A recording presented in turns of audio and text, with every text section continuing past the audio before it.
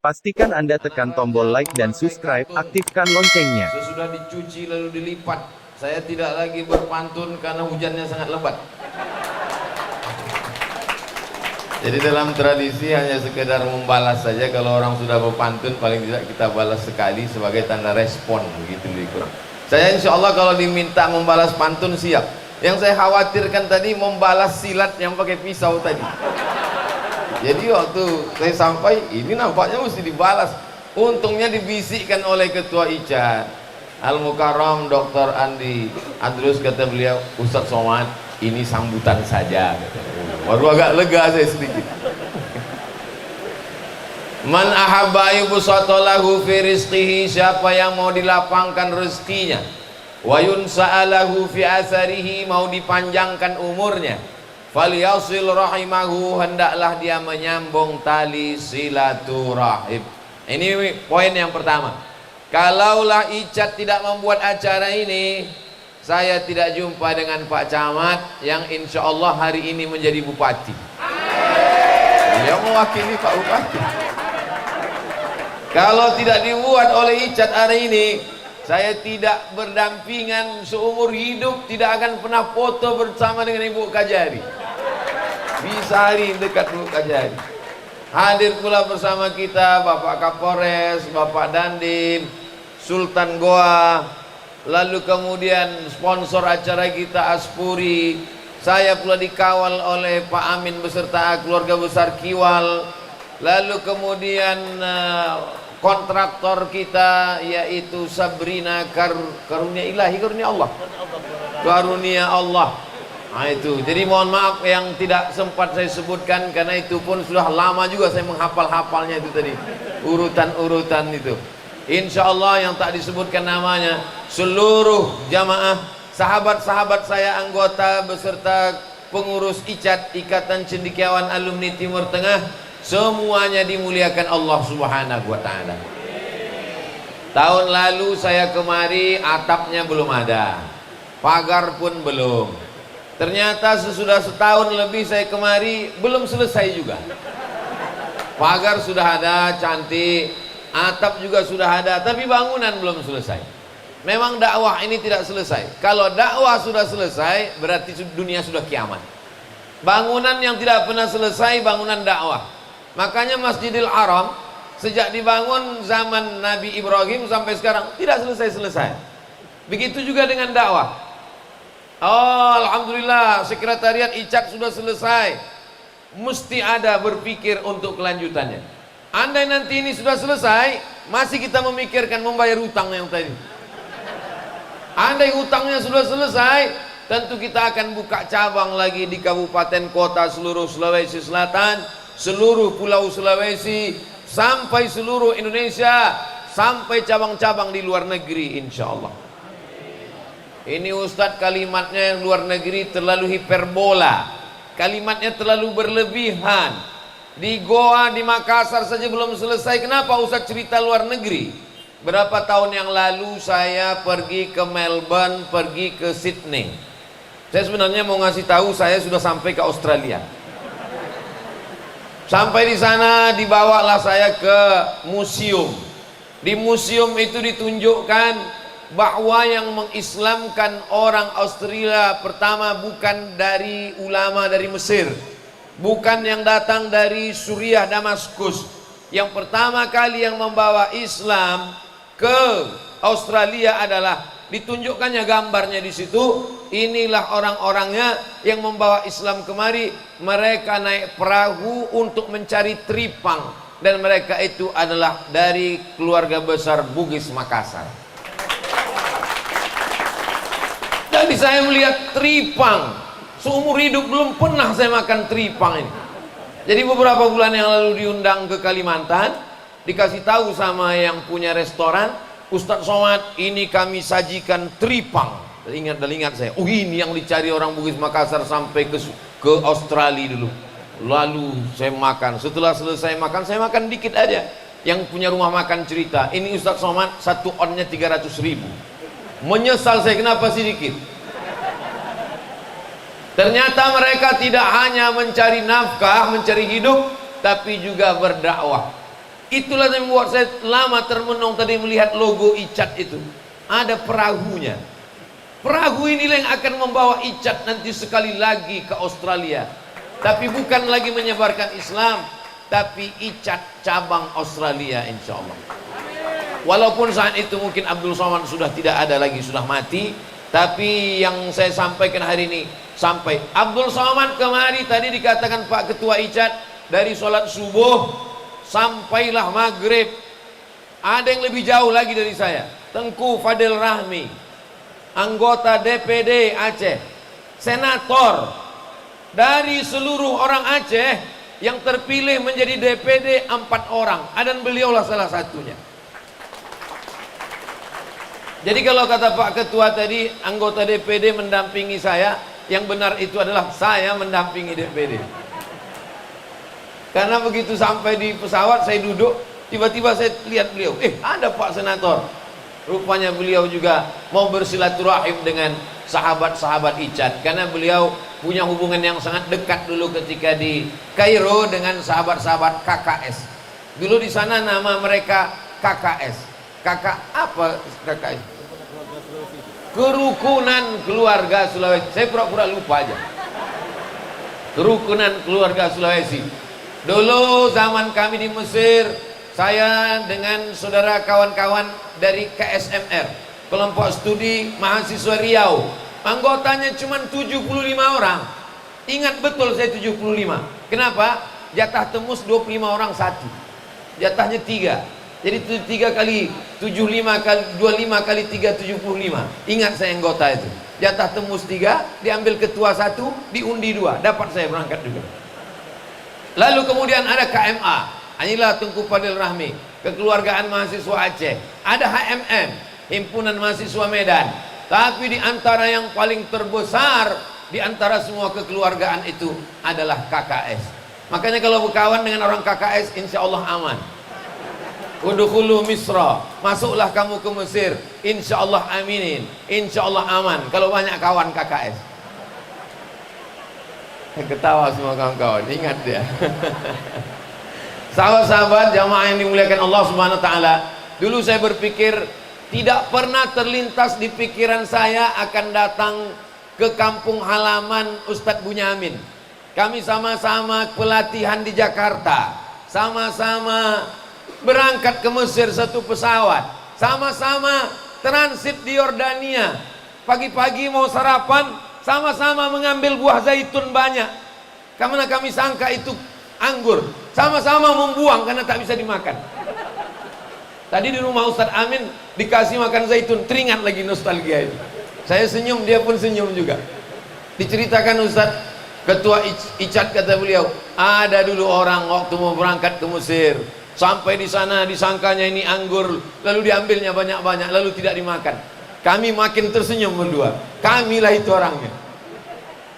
Ternyata kenangan 23 tahun yang lalu, kami berangkat 1998.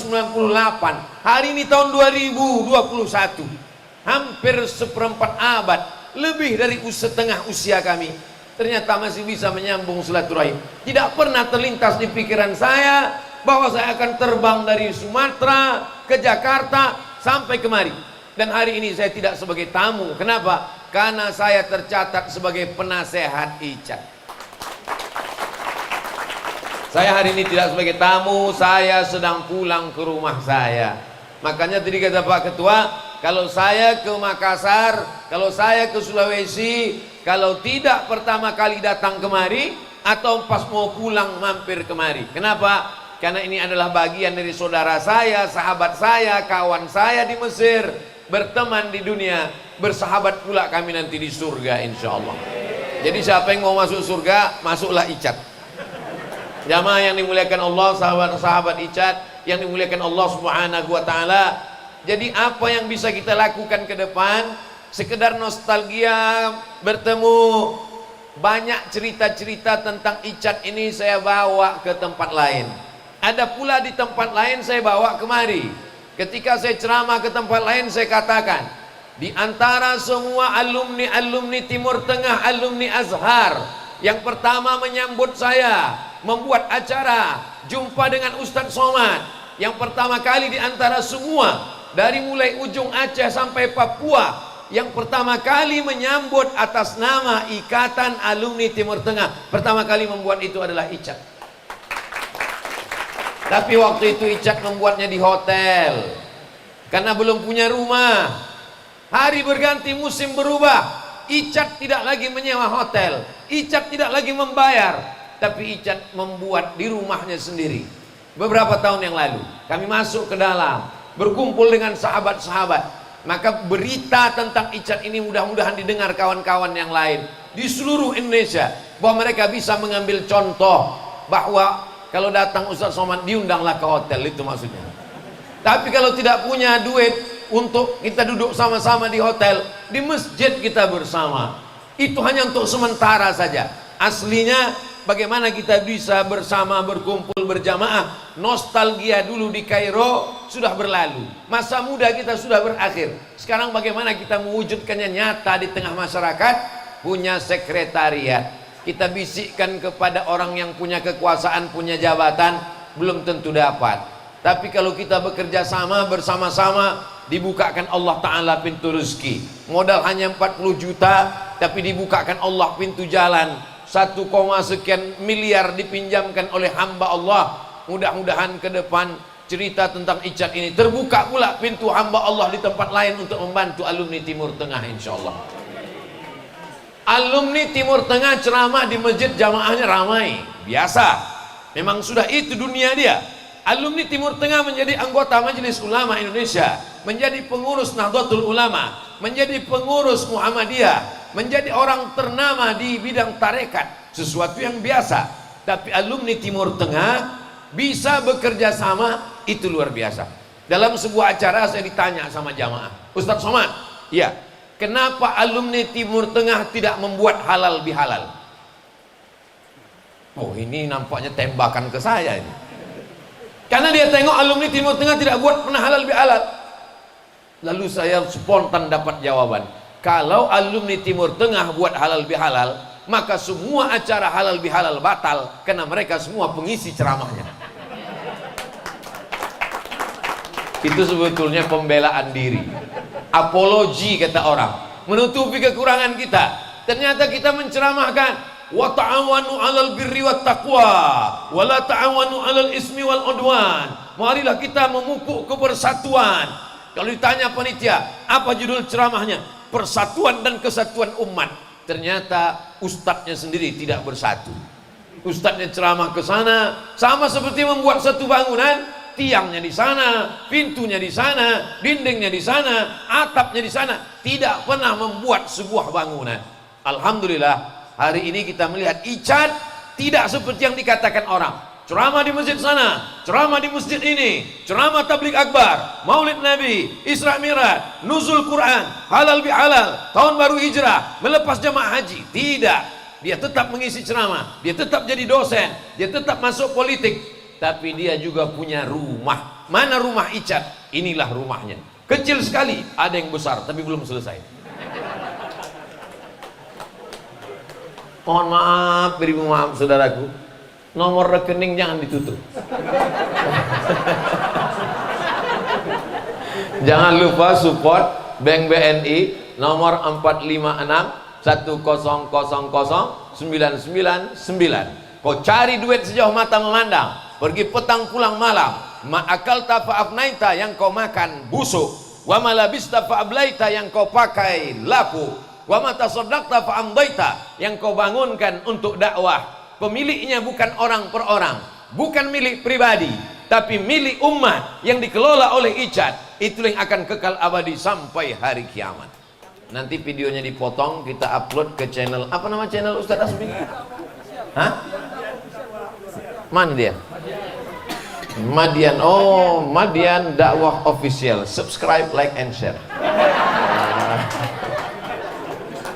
Jamaah yang dimuliakan Allah Subhanahu wa ta'ala, apa yang dilakukan oleh sahabat-sahabat saya Icat ini untuk menangkis, membantah tuduh-tuduhan miring orang. Apa itu cuman pandai ceramah aja? Mana yang mereka bangun itu mana? Ini. Kalau cerita tentang mendakwahkan Islam, jangan tanya lagi. Kami di bumi Melayu sana pun pernah saya berjumpa dengan salah seorang raja. Memang namanya di pangkalnya raja, memang keturunan raja-raja. Saya tanya raja ini, apa beda Tengku dengan apa beda Tengku dengan raja? Saya bilang, karena nama dia di pangkal raja. Sementara di sebagian orang Melayu, kalau keturunan raja itu Tengku. Apa beda Tengku dengan raja? Lalu dia jawab, aslinya raja. Lalu orang karena memuliakan itu dipanggil Engku. Lalu kenapa ada T-nya di pangkal? Karena orang Bugis Makassar datang, mereka susah membilang Engku, dipanggilnya Tengku. Akhirnya yang jadi populer, yang dipakai justru Tengku. Itu maka dipanggil.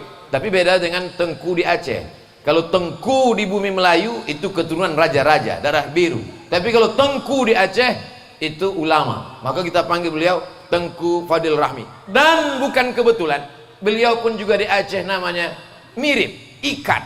Sampai kemari Icat. Karena semua yang K di sana sampai kemari menjadi C. Coto Makassar. Tapi Ustadz Somad tidak dipanggil Ustadz Comad, tetap Ustadz Somad. Saudara yang dimuliakan Allah Subhanahu wa taala, di Aceh juga Ikat, Ikatan Alumni Timur Tengah. Kalau saya ke Aceh, di seluruh daerah kabupaten, kota, kecamatan, maka yang mengurus jadwal saya adalah Ikat. Dan kalau saya ke Sulawesi, khusus Sulawesi Selatan, maka yang mengurus jadwal saya juga adalah sahabat-sahabat saya dari Icat. Jadi ada kesamaan, ada kemiripan. Cuman kalau dipilih-pilih, pikir-pikir, ada sesuatu yang belum ditiru oleh Icat. Apa itu? Inilah mungkin nanti akan dikembangkan, akan disampaikan jurus-jurusnya oleh Tengku Fadil Rahmi. Karena orang Ikat sudah duduk di Senayan. Jadi jurus di 2024 ada di antara anggota Icat ini, entah jadi DPD, entah jadi DPR RI, insya Allah. Amin. Oh, nampaknya udah mau nulis nomor ini. Berjuang melalui masjid sudah kita lakukan. Berjuang melalui ceramah tablik akbar. Jangan tanya lagi, di mana tanah lapang yang tidak dibawa Icat saya ke sana. Penuh melimpah ruah. Dibawa pakai helikopter sudah, tapi memperjuangkan pesantren, memperjuangkan alumni Timur Tengah melalui jihad konstitusi, jihad parlemen, ini adalah sesuatu hal yang menantang. Banyak orang mengatakan, Ustadz Somad ini cuma ceramah aja. Kenapa Ustadz tidak langsung saja? Kalau saya langsung duduk di Senayan, lalu siapa yang mengendorse kawan-kawan ini? Nah, itu cara mengelaknya. Jadi saya di mana-mana, dari mulai produk ceramah saya itu kemanapun saya pergi tidak keluar dari 3. Yang pertama, mengendorse pendidikan. Yang kedua, mengendorse politik. Yang ketiga, mengendorse ekonomi. Jangan heran kalau Instagram saya itu penuh iklannya jual madu, gula merah, keripik, kerupuk, bakso, mie ayam. Kenapa? Karena memang saya membangkitkan ekonomi umat, UMKM, dan saya tidak mengambil royalti sampai sekarang. Tidak ada royaltinya. Nah, maksudnya kalau ada yang mau ngirim, ya nggak apa-apa. Kirimkan ke nomor berikut ini. Dia iklan itu memang 10 menit sekali bisa ada iklan. Endorse ekonomi. Yang kedua, endorse politik. Orang ini baik, teman kita, LC. Bapak Ibu tahu arti LC itu apa? LC itu artinya radhiyallahu an. Diridhoi Allah SWT. LC itu artinya licence. Bahasa Inggrisnya lisans. Bahasa Perancisnya liaison. Bahasa Arabnya ajaza yujizu ijazah. Orang ini sudah dapat ijazah. Dari mana? Dari Al-Azhar Kairo Mesir. Tapi yang tidak LC jangan berkecil hati. Banyak orang yang ketika di Al-Azhar bangga, saya mumtaz, saya jahit jiddan, saya doktor. Omongan saya ini jangan tersinggung. Ada yang jahit jiddan di Al-Azhar, doktor, pulang jadi dosen. Yang jahit MA, pulang jadi pimpinan pesantren. Yang makbul bisa faatil Quran, pulang jadi guru pesantren. Guru pesantren dosen, guru besar. Ketiga-tiga orang ini bisa berangkat umroh karena kawan yang mafsul punya travel. Keberhasilan tidak dilihat dari muqarrar. Keberhasilan tidak dilihat dari diktat. Muqarrar hidup adalah ketika kita pulang ke tanah air. Inilah yang sesungguhnya. Itu sebetulnya ucapan saya ini untuk membela diri saya yang jahit hampir ke makbul. Ini adalah ujian hidup yang sesungguhnya. Berapa banyak yang mumtaz di Azhar, tapi ketika terjun di masyarakat menghilang. Mana dia? Ternyata dia hanya bisa menghafal buku, tapi kita terjun ke masyarakat down. Justru keberhasilan inilah. Tapi siapa sesungguhnya nanti yang dinilai Allah? Wa ma umiru illa liya'budullah mukhlisin lahuddin. Ikhlas karena Allah Subhanahu wa taala. Mudah-mudahan kita termasuk yang ikhlas itu insyaallah. Saudara yang dimuliakan Allah Subhanahu wa taala, jangan mengukur standar keberhasilan orang dari titel. Jangan mengukur standar keberhasilan orang dari status sosialnya saat ini. Kenapa? Karena begitu banyak orang mengatakan kampak itu tajam, tapi dia tidak bisa mencukur kumis.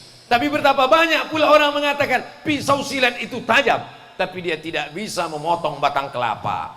Karena semua punya bidangnya masing-masing. Tentang kampak dan pisau ini tidak saya dapatkan dari hadis, tapi ketemu di grup WhatsApp. Sahabat yang dimuliakan Allah Subhanahu wa taala, menantang bagi Icat. Apa yang perlu kita kedepankan? Mengendorse produk-produk. Sudah.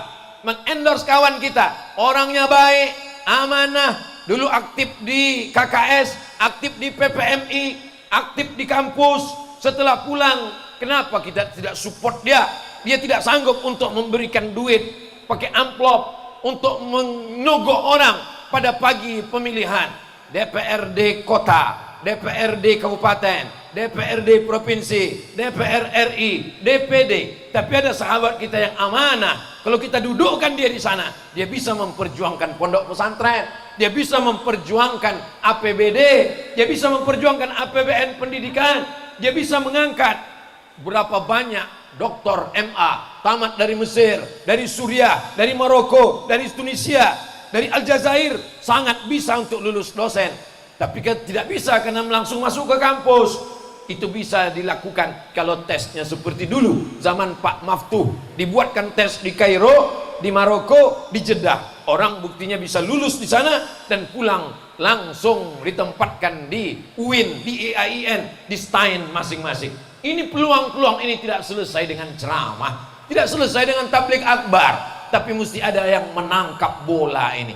Nah, jadi saya tinggal ngasih bola, nanti golnya akan digolkan oleh DPD. Saya tinggal kasih bola, akan digolkan oleh DPR RI. Sudah dikasih bola, tidak gol juga, kita tambah gawangnya supaya lebih lebar sedikit lagi. Jamaah yang dimuliakan Allah, selama ikut aturan. Tapi kalau sudah sampai kita keluar daripada aturan, hati-hati. Karena di sini ada Pak Kapolres dan ada Ibu Kajari. Makanya saya ceramah ini mesti hati-hati, ada Ibu Kajari, macam-macam kita di meja hijau kan nanti. Bapak Ibu yang dimuliakan Allah, saudara-saudara yang dimuliakan Allah Subhanahu wa taala. Perbaikan pendidikan. Endorse pendidikan dari mulai rumah Quran, dari mulai pesantren tahfiz Quran, dari mulai sekolah Islam terpadu, boarding school, di mana saja namanya, tidak perlu datang ke Riau. Saya tidak perlu datang tabligh akbar karena sulit untuk mengurus izin, tinggal kirim saja. Ustadz Somad, ini kalimatnya, tolong buatkan video, kirimkan. Saya kirim ke Ustadz Hasbi. Saudaraku dimanapun berada, kirimlah anak-anak Anda ke pondok pesantren tahfiz Quran, gratis, macam-macam saya dapat surat dari Ustadz Hasbi. Ada model iklannya, mengiklankan sekolah gratis karena bingung cari murid. Ada juga muridnya banyak, WC-nya kurang. Nah, macam-macam modelnya. Jamaah yang dimuliakan Allah Subhanahu wa taala, maka ini medan perjuangan kita. Sampai kapan kita berhenti berjuang ini? Sampai malaikat maut mencabut nyawa kita dan kita mati dalam keadaan la ilaha illallah Muhammadur Rasulullah sallallahu alaihi wasallam. Kalau ada orang mengatakan zaman kita ini zaman hancur Pak Ustadz, zaman kita ini zaman rusak Pak Ustadz, saya tidak bisa berdakwah Pak Ustadz. Adakah zaman yang lebih hebat, lebih mengerikan, lebih dahsyat lebih hancur daripada zaman Syekh Yusuf Al-Makassari Tajul Khalwati. Saya tadi sebelum kemari singgah ke rumah Ustadz Amin. Sampai ke rumah Ustadz Amin berjumpa dengan ayahanda beliau Ustadz Al-Mukarram Syekh Dr. Andus Sahib Sultan. Dikasih saya buku biografi Syekh Yusuf Al-Makassari Tajul Khalwati.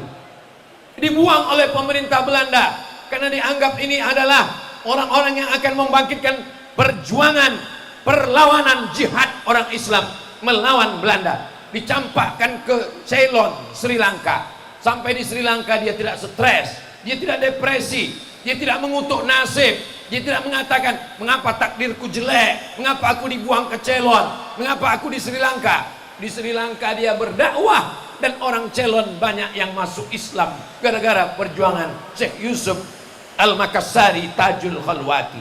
Setelah itu pemerintah melihat ini luar biasa orang ini, akhirnya dia dibuang lagi, dibuang ke Cape Town, Afrika Selatan. Sampai di Cape Town dia tidak mati, di Cape Town dia tidak bunuh diri, di Cape Town dia tidak stres, di Cape Town dia tidak depresi, dia tidak putus asa melihat kehidupan saat itu.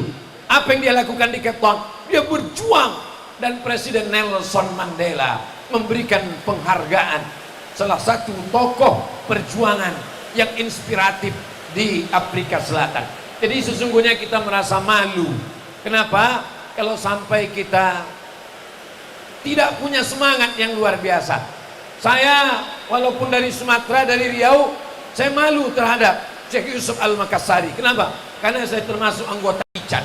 Jadi saya sudah bagian dari anggota ICAT, bagian dari keluarga besar Syekh Yusuf Al-Makassari Tajul Khalwati. Apalagi saudara-saudaraku yang memang asli, memang anggota ICAT. Kalau saya ini memang anggota kehormatan, anggota penasehat.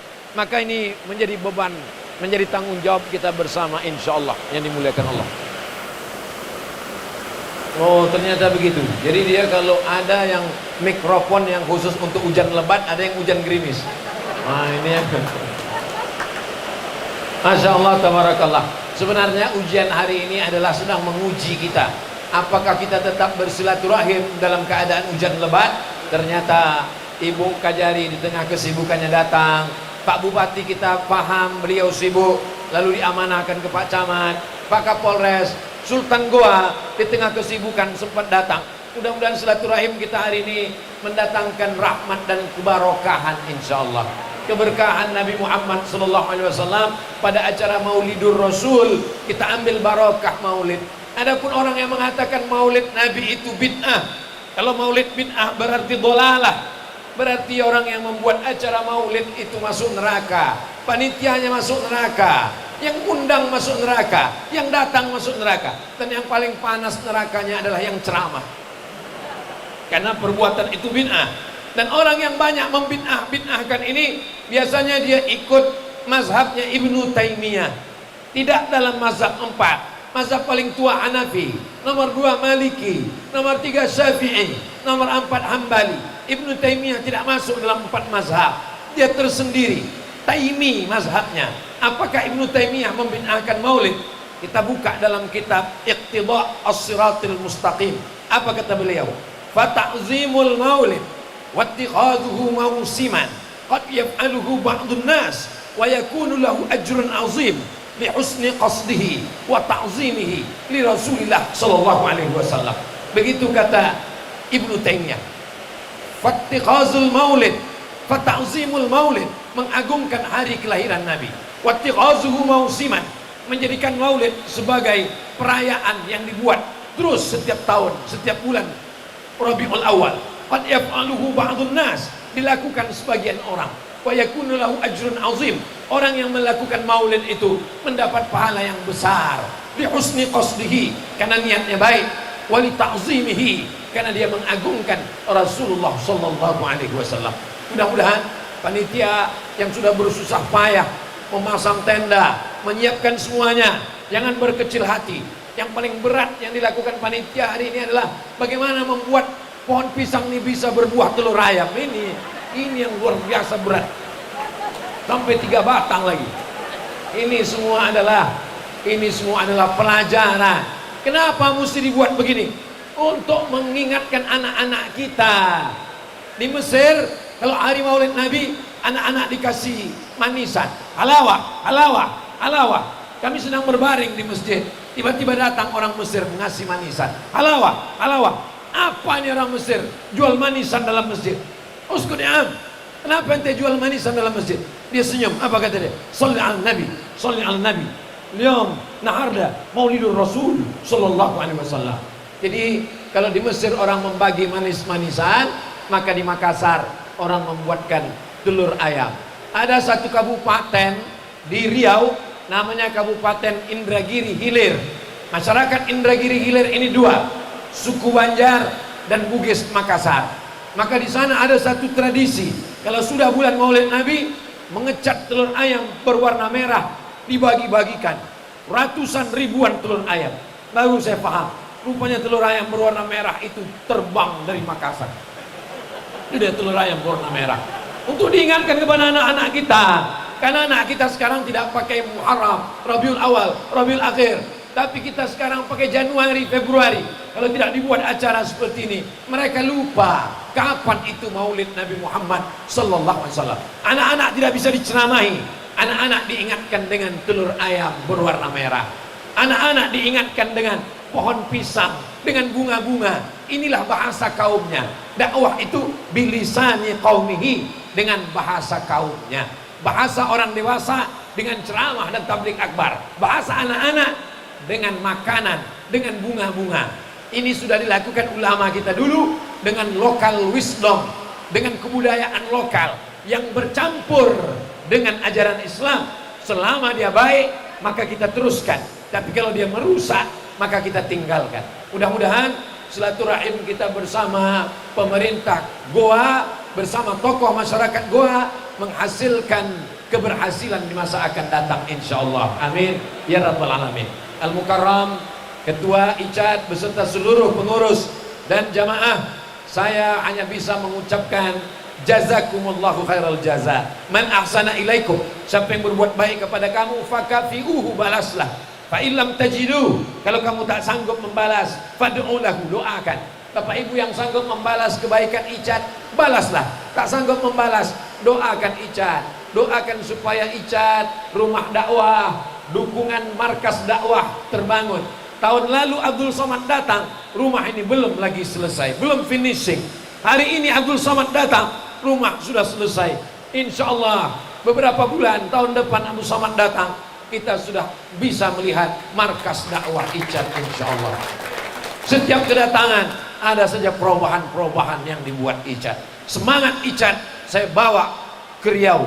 Saya nampaknya sedang berceramah, tapi saya tidak menggurui guru-guru saya, guru-guru senior-senior saya di ICAD.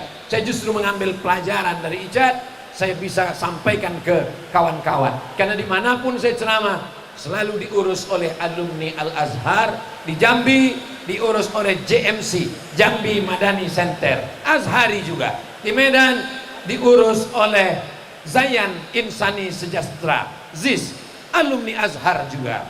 Di Sulawesi, Sumatera Selatan, Palembang, diurus oleh sahabat-sahabat kita, alumni dari Tarim, Hadramaut, Habib Mahdi, masih masuk alumni Timur Tengah. Karena tujuan ceramah saya bukan saya datang, diundang bupati, ceramah di kantor, habis itu pulang. Tidak begitu saya ceramah. Saya kalau ceramah menjumpai 3 unsur. Yang pertama, masyarakat akar rumput. Maka saya minta ceramah di tanah lapang, di stadion. Yang kedua, bertemu dengan komunitas. Komunitas pengacara, komunitas artis, komunitas PNS, komunitas pedagang, komunitas bisnismen. Yang ketiga adalah langsung membagikan beras, membagi santunan kepada fakir miskin dan anak yatim. Tapi walaupun saya bilang santunan, bukan berarti kotak yang dibagi ini santunan, tidak. Nah, ini adalah kebahagiaan ICAD karena Maulidur Rasul sallallahu alaihi wasallam. Itulah yang dapat saya sampaikan pada kesempatan kali ini. Karena semakin saya kuatkan suara saya, hujan pun semakin kuat pula. Mohon maaf atas segala kesilapan. Terima kasih atas segala perhatian. Aku qouli hadza astaghfirullah li wa lakum.